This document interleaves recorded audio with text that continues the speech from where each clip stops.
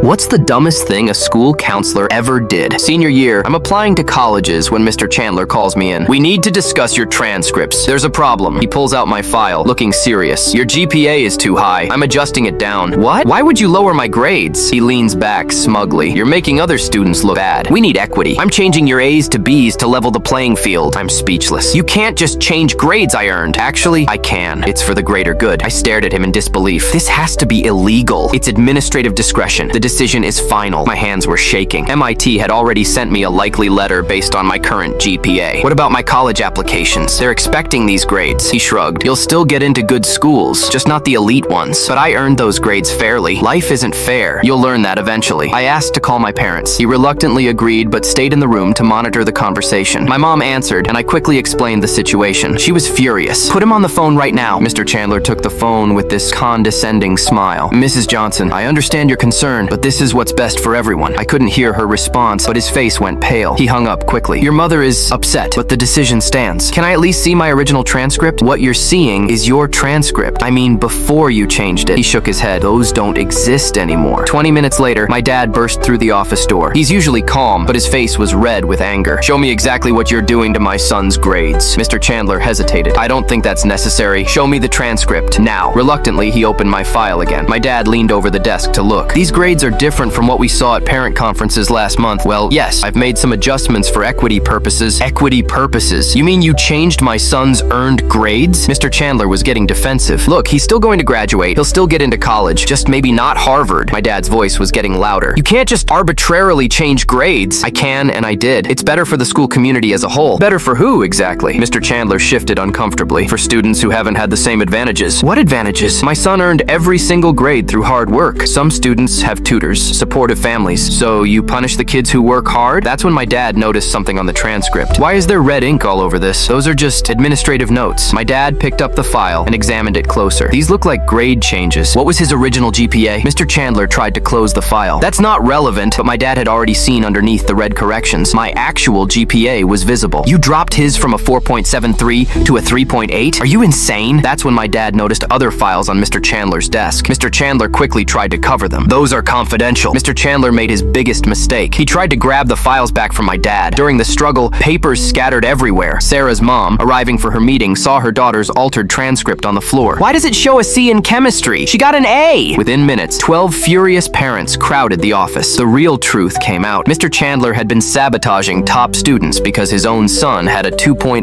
GPA. When Principal Williams arrived and saw the evidence, it was over. By morning, the school board had reversed everything. Mr. Chandler was gone.